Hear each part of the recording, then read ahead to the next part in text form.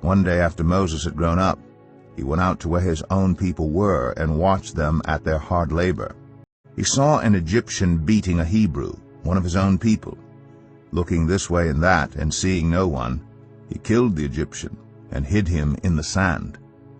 The next day he went out and saw 2 Hebrews fighting. He asked the one in the wrong, "Why are you hitting your fellow Hebrew?" The man said, "Who made you ruler and judge over us? Are you thinking of killing me as you killed the Egyptian?" Then Moses was afraid and thought, "What I did must have become known." When Pharaoh heard of this, he tried to kill Moses, but Moses fled from Pharaoh and went to live in Midian, where he sat down by a well. Now a priest of Midian had 7 daughters, and they came to draw water, and filled the troughs to water their father's flock. Some shepherds came along and drove them away, but Moses got up and came to their rescue and watered their flock.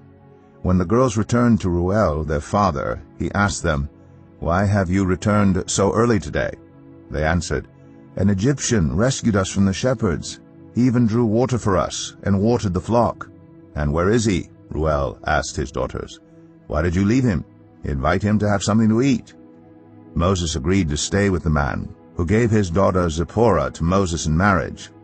Zipporah gave birth to a son, and Moses named him Gershom, saying, "I have become a foreigner in a foreign land." During that long period the king of Egypt died. The Israelites groaned in their slavery and cried out, and their cry for help because of their slavery went up to God. God heard their groaning, and he remembered his covenant with Abraham, with Isaac, and with Jacob.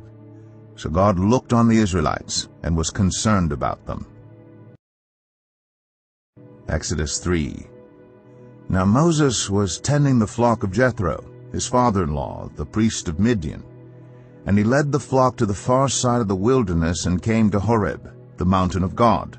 There the angel of the Lord appeared to him in flames of fire from within a bush. Moses saw that though the bush was on fire, it did not burn up. So Moses thought, "I will go over and see this strange sight, why the bush does not burn up." When the Lord saw that he had gone over to look, God called to him from within the bush, "Moses, Moses." And Moses said, "Here I am." "Do not come any closer," God said. "Take off your sandals, for the place where you are standing is holy ground." Then he said, "I am the God of your father, the God of Abraham, the God of Isaac, and the God of Jacob." At this Moses hid his face, because he was afraid to look at God. The Lord said, "I have indeed seen the misery of my people in Egypt. I have heard them crying out because of their slave drivers, and I am concerned about their suffering. So I have come down to rescue them from the hand of the Egyptians and to bring them up out of that land into a good and spacious land, a land flowing with milk and honey, the home of the Canaanites, Hittites, Amorites, Perizzites, Hivites, and Jebusites.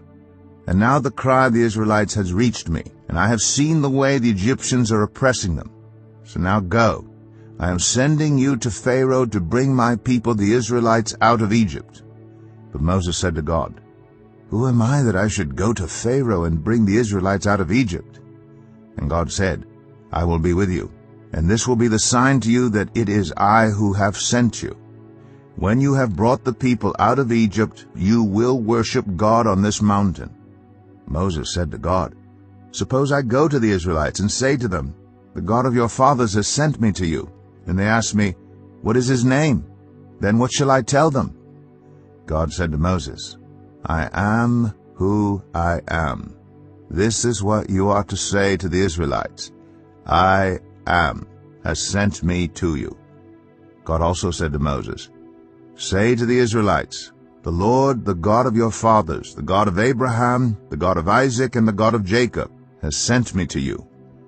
This is my name forever, the name you shall call me from generation to generation.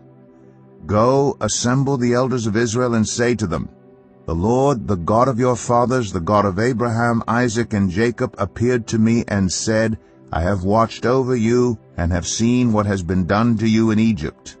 And I have promised to bring you up out of your misery in Egypt into the land of the Canaanites, Hittites, Amorites, Perizzites, Hivites, and Jebusites, a land flowing with milk and honey. The elders of Israel will listen to you. Then you and the elders are to go to the king of Egypt and say to him, The Lord, the God of the Hebrews, has met with us. Let us take a 3-day journey into the wilderness to offer sacrifices to the Lord our God. But I know that the king of Egypt will not let you go unless a mighty hand compels him. So I will stretch out my hand and strike the Egyptians with all the wonders that I will perform among them. After that, he will let you go. And I will make the Egyptians favorably disposed toward this people, so that when you leave you will not go empty-handed. Every woman is to ask her neighbor and any woman living in her house for articles of silver and gold, and for clothing, which you will put on your sons and daughters. And so you will plunder the Egyptians. The disciples asked him, Why then do the teachers of the law say that Elijah must come first? Jesus replied, To be sure, Elijah comes and will restore all things. But I tell you, Elijah has already come, and they did not recognize him, but have done to him everything they wished. In the same way, the Son of Man is going to suffer at their hands. Then the disciples understood that he was talking to them about John the Baptist. When they came to the crowd, a man approached Jesus and knelt before him. Lord, have mercy on my son, he said. He has seizures and is suffering greatly. He often falls into the fire or into the water. I brought him to your disciples, but they could not heal him. You unbelieving and perverse generation, Jesus replied. How long shall I stay with you? How long shall I put up with you? Bring the boy here to me. Jesus rebuked the demon, and it came out of the boy, and he was healed at that moment. Then the disciples came to Jesus in private and asked, Why couldn't we drive it out? He replied, Because you have so little faith. Truly I tell you, if you have faith as small as a mustard seed, you can say to this mountain, Move from here to there, and it will move. Nothing will be impossible for you. When they came together in Galilee, he said to them, The Son of Man is going to be delivered into the hands of men. They will kill him, and on the 3rd day he will be raised to life. And the disciples were filled with grief. After Jesus and his disciples arrived in Capernaum, the collectors of the 2 drachma temple tax came to Peter and asked, Doesn't your teacher pay the temple tax? Yes, he does, he replied. When Peter came into the house, Jesus was the first to speak. What do you think, Simon? He asked. From whom do the kings of the earth collect duty and taxes, from their own children or from others? From others, Peter answered. Then the children are exempt, Jesus said to him. But so that we may not cause offense, go to the lake and throw out your line. Take the first fish you catch, open its mouth, and you will find a 4 drachma coin. Take it and give it to them, for my tax and yours. My God, why have you forsaken me? Why are you so far from saving me, so far from my cries of anguish? My God, I cry out by day, but you do not answer, by night, but I find no rest. Yet you are enthroned as the Holy One. You are the one Israel praises. In you our ancestors put their trust. They trusted, and you delivered them. To you they cried out and were saved. In you they trusted and were not put to shame. But I am a worm and not a man, scorned by everyone, despised by the people. All who see me mock me. They hurl insults, shaking their heads. He trusts in the Lord, they say. Let the Lord rescue him. Let him deliver him, since he delights in him. Yet you brought me out of the womb. You made me trust in you even at my mother's breast.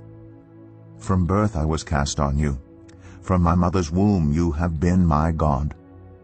Do not be far from me, for trouble is near and there is no one to help. Many bulls surround me, strong bulls of Bashan encircle me, roaring lions that tear their prey open their mouths wide against me. I am poured out like water, and all my bones are out of joint. My heart has turned to wax. It has melted within me. My mouth is dried up like a potsherd, and my tongue sticks to the roof of my mouth. You lay me in the dust of death. Dogs surround me. A pack of villains encircles me. They pierce my hands and my feet. All my bones are on display. People stare and gloat over me. They divide my clothes among them and cast lots for my garment. Now then, my sons, listen to me. Do not turn aside from what I say. Keep to a path far from her. Do not go near the door of her house, lest you lose your honor to others and your dignity to one who is cruel, lest strangers feast on your wealth and your toil enrich the house of another. At the end of your life you will groan. When your flesh and body are spent, you will say, "How I hated discipline! How my heart spurned correction! I would not obey my teachers or turn my ear to my instructors." And I was soon in serious trouble in the assembly of God's people.